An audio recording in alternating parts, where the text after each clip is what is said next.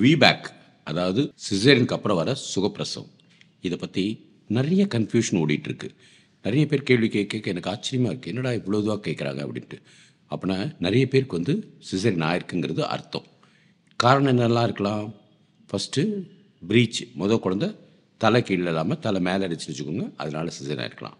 இல்லை நஞ்சு குடி கீழே இருந்திருக்கும், ப்ளசண்டா ப்ரீவியான்னு சொல்லுவோம், ஸோ அதனால் ஆயிருக்கலாம். இல்லை டெலிவரிக்கு முன்னாடியே பிரசவ வலி வந்து ஆனால் குழந்தை பிறக்காமல் இருந்திருக்கலாம். இல்லை பனிக்கூட உடஞ்சிருச்சுன்ட்டு அதுக்காக வெயிட் பண்ணாமல் ஒரு 24 மணி நேரத்துக்குள்ளே சிசேரியன் பண்ணிக்கலாம். மாதிரி பல காரணத்தினால குழந்தைக்கு சிசேரியன் பண்ணிப்பாங்க. ஃபஸ்ட்டு குழந்தைனோட குடும்பத்தில் எல்லோரும் பயப்படுவோம், ஐயோ குழந்தைய எப்படியா காப்பாற்றிடணும், 10 மாதம் வயிற்றுக்குள்ளே வளர்ந்துருக்கு அப்படின்னு சொல்லி. அது என்ன காரணம்னாலும் அது சிசேரியன் பண்ணிடுறாங்க.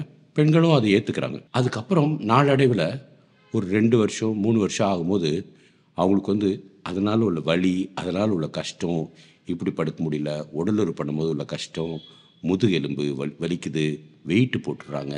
அது மாதிரி உடல் ஆரோக்கியம் வந்து இந்த சிசேரியனால் உள்ள பிரச்சனையில் வந்து மாறும்போது அடுத்த குழந்தை நார்மல் டெலிவரிக்காக கேட்குறாங்க. ஸோ நார்மல் டெலிவரி ஆகணும்னா அது பேர் விபேக், vaginal birth after caesarean section. அதுதான் விபேக்குன்னு சொல்கிறோம்.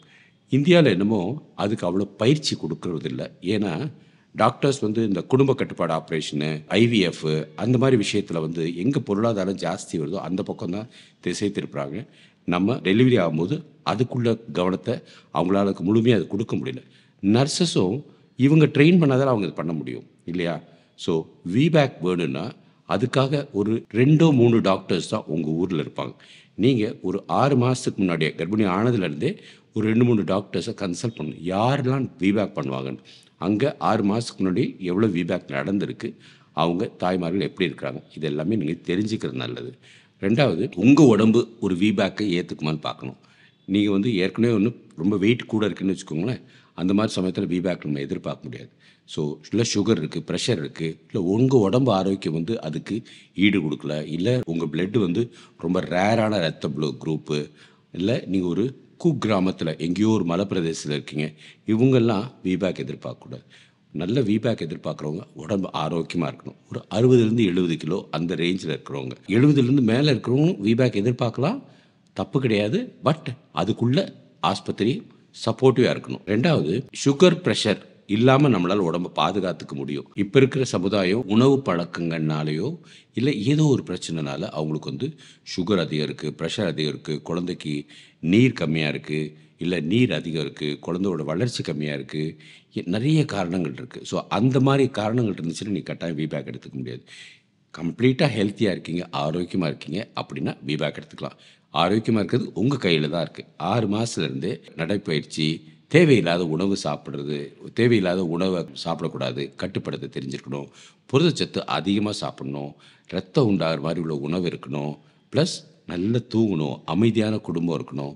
ஸோ இது எல்லாம் சேர்த்து தான் விபேக் வந்து வர வாய்ப்புகள் இருக்கும். ஸோ விபேக் வந்து 6 மாதத்துலேயே நீங்கள் அதிலேருந்து ரெடி பண்ணணும். நல்லா நடக்கிறது, நல்ல மாடிப்படி ஏறுறது, நல்ல எக்ஸசைஸ் பண்ணுறது, நல்ல அன்பாக பேசுகிறவங்க கூட பழகிறது, டாக்டர்ஸ்டையும் கரெக்டாக போய் செக்கப் போயிட்டு வருது, ரத்த சோகை இல்லாமல் பார்த்துக்கிறது, சுகர் ப்ரெஷர் எதுவுமே இல்லாமல் இருக்கிறது, இதெல்லாம் இருந்துச்சுன்னு வச்சுக்கோங்க, கட்டாயம் உங்களுக்கு வந்து 90% என்னங்க 95% சுகப்பிரசவம் ஆகும். ஆனால் அந்த டயத்தில் என்ன இது பண்ணணுன்னா 2 விஷயம்தான். ஒன்று, சிசேரியன் எங்கே பண்ணியிருப்பாங்க? அடி வயிற்றில். அதாவது நீங்கள் சாதாரணமாக உள்பாவாடை நாடாக கட்டுறீங்க, இல்லைனா ஜீன்ஸ் போட்டுக்கிறீங்கன்னு வச்சுக்கோ, அந்த இடத்துல தான் நம்ம வந்து அந்த சிசேரியன் பண்ணியிருப்போம். இந்த பேபியோட ஹெட் வந்து அதுக்கும் கீழே வந்துடணும். அதுக்கு கீழே இருந்தால் தான் உங்களுக்கு சுகப்பிரசவம் ஆகும். பெயினும் நேச்சுரலாக ஸ்டார்ட் ஆகும். நீங்கள் எவ்வளோ வேணாலும் வெயிட் பண்ணலாம், உங்கள் டேட் வரைக்கும் வெயிட் பண்ணலாம். சம்டைம்ஸ் டேட்டை தாண்டி கூட ஆஸ்பத்திரியில் டாக்டரோட மேற்பார்வையில் வெயிட் பண்ணலாம். ஆனால் பேபி ஹெட் வந்து கட்டாயம் கீழே வந்து அதுவாக பெயின் வரணும், பெயின் இன்டியூஸ் பண்ணக்கூடாது. ஸோ அதுவாக பெயின் வந்து பேபி ஹெட் வந்து மேலே இல்லாமல் கீழே அதுவாக இறங்கிருச்சுன்னா கட்டாயம் சுகப்பிரசவம் ஆகும். ஸோ இது எல்லாத்தையும் கரெக்டாக ஃபாலோ பண்ணிங்கன்னா வச்சுக்கோங்க, விபேக் தான் நல்லது. ஆனால் விபேக் வந்து உங்கள் கையில் 70% இருக்குது. நீங்கள் உங்கள் ஆரோக்கியத்தை நல்லா பார்த்துக்கணும். அடுத்து டாக்டர் நர்சஸோட டீமோட நீங்களும் ஒரு நல்ல டீமாக இருக்கணும். அவங்களோட செயல் வந்து ஒரு 20% தான். நீங்கள் உடம்பு ஒழுங்காக பார்த்துக்கல வச்சுக்கோங்க, டாக்டர்ஸ் வந்து ஏனோ தானே இருக்க மாட்டாங்க, அவங்க வந்து சிசேரியன் பண்ணிட்டு போயிடுறது பெஸ்ட்டுன்னு நினைப்பாங்க. விபேக் வந்து ரொம்ப ரொம்ப நல்லது. அது ஒரு சுகப்பிரசவம், அதனால் அதில் காம்ப்ளிகேஷன்ஸ் இருக்காது. நம்ம தவறாக அதை பயன்படுத்தணும்னு வச்சுக்கோங்க, நமக்கு உயிருக்கு ஆபத்து வர வாய்ப்புகள் இருக்கலாம். ஸோ டாக்டர்ஸ், நர்சஸ் ரொம்ப கேர்ஃபுல்லாக இருப்பாங்க. நீங்கள் அவங்களோட ஒத்துழைக்கணும். 6 மாதத்துலேருந்தே அதுக்குள்ள உணவு பழக்கங்கள், இல்லை அதுக்குள்ள ஆரோக்கியமாக இருக்கிறது வேலைகள், இது எல்லாமே கரெக்டாக ஃபாலோ பண்ணும். மற்றபடி உங்களுக்கு தலைப்பிரசவம் எப்படி இருந்துச்சோ அதே மாதிரி தான். நீங்கள் வேலைக்கு போகலாம், சைக்கிளில் போகலாம், ஆட்டோவில் போகலாம், ஹஸ்பண்டோட உடலுறவு இருக்கலாம், எல்லாமே நார்மலாக இருக்கலாம். எதுவுமே இது 2வது குழந்தை வீபேக்குக்காக நான் கஷ்டப்பட போகிறேன் அப்படிலாம் இருக்காதீங்க. ரொம்ப நார்மலாக இருக்குது. குழந்தை பிறக்கிற 36, 37 வாரத்தில் பேபி ஹெட்டு கொஞ்சம் கீழே இறங்கும்.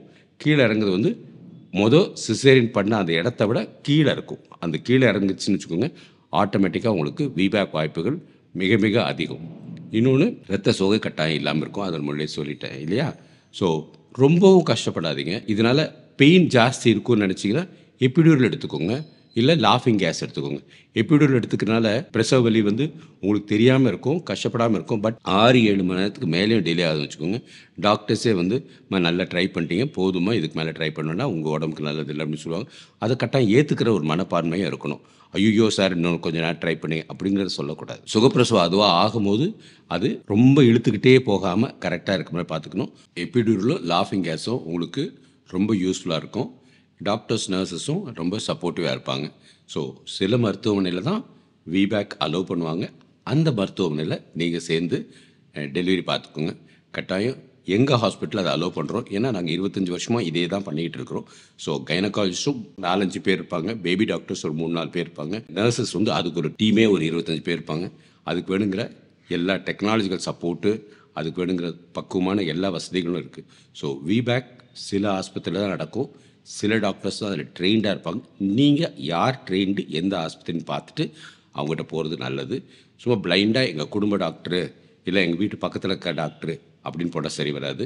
அரசாங்கத்தில் மெயினாக அவங்களால பண்ண முடியாது. ஏன்னா அவங்களோட வேலைப்பாடு அதிக ஜாஸ்தி. இன்னொன்று ஏதாவது பிரச்சனை வந்துருச்சுன்னா அவங்க அவங்க மேல் அதிகாரி ஏதாவது திட்டுவாங்க, கலெக்டர் ஏதாவது திட்டுவாங்க, அந்த மாதிரி யோசிப்பாங்க. பட் திருப்பி ரிப்பீட் சிசேரியன் பண்ணுறது தான் காம்ப்ளிகேஷன்ஸ் ஜாஸ்தி. மறுபடியும் சொல்கிறேன், ரிப்பீட் சிசேரியனில் தான் காம்ப்ளிகேஷன் அதிகம். சம்மரைஸ் பண்ணுறேன், யாருக்கு ஃபீட்பேக் கொடுக்கலாம் அப்படின்னா, உங்களுக்கு வேறு எந்த காம்ப்ளிகேஷன் இருக்கக்கூடாது. இன்னொன்று, டாக்டர்ஸ் டீமோட நீங்களும் சேர்ந்து ஒத்துழைக்கணும். 3வது, எபிடூரல் பயன்படுத்துறதுல உங்களுக்கு நல்ல சப்போர்ட் கிடைக்கும். 4வது, பிரசவ வலி வரலைங்கிறதுக்கு இன்டியூஸ் பண்ணக்கூடாது. 5வது, உங்கள் ரத்த குரூப்பு ரொம்ப ரேரான குரூப்பாக இருக்கக்கூடாது. Last but not least, baby head ஃபிக்ஸ்டாக இருக்கணும், இல்லை என்கேஜாக இருக்கணும். இதான் இருக்குங்க இடுப்புன்னு வச்சுக்கோங்க. பேபி ஹெட் நல்லா கீழே இறங்கி இருக்கணும், நேச்சுரலாக அதுவாக இறங்கி இருக்கணும். பெயின் வரல அப்படின்னு சொல்லிட்டு வேற இன்டியூஸ் பண்ணக்கூடாது. Happy VBAC. VBAC is the safest delivery in the skilled people. VBAC பற்றி இன்னும் வேறு என்ன டவுட்ஸ் இருந்தாலும் தாராளம் கேளுங்க. வீபேக் ரொம்ப சேஃபான ப்ரொசீஜர். கூடிய சீக்கிரம் எல்லா கவர்மெண்ட் ஹாஸ்பிட்டலும் அது அவைலபிளாக இருக்கும். ப்ரைவேட் ஹாஸ்பிட்டல் சில ஹாஸ்பிட்டல்ஸில் இருக்குது. படிப்படியாக டாக்டர்ஸ் டீமாக குரூப்பாக வேலை செய்யும் போது, நர்சஸோடு சேர்ந்து ஒரு டீமாக இருக்கும்போது கட்டாயம் வீபேக் தான் எளிமையானது, ஈஸியாக இருக்கும்ன்ட்டு அதுக்காக ஹாஸ்பிட்டல்ஸ் எல்லாம் மாறும் இன்னும் 2-5 வருஷத்துக்குள்ள. வீபேக்கில் இதை விட காம்ப்ளிகேஷன்ஸ் கம்மி தான். வீபேக் பற்றி இன்னும் என்ன உங்களுக்கு தெரியணுமோ ஒரு நாள் நம்ம அதுக்கு லைவில் வர எல்லா டவுட்ஸும் கேளுங்க. உங்களுக்கு மெம்பர்ஷிப் ஆகுங்க. அதுக்குள்ளே எல்லா சப்போர்ட்டும் எங்களால் உங்களுக்கு கொடுக்க முடியும். எங்களோட வாட்ஸ்அப் நம்பர் இருக்குது, அதுக்கும் வாட்ஸ்அப் பண்ணுங்கள்.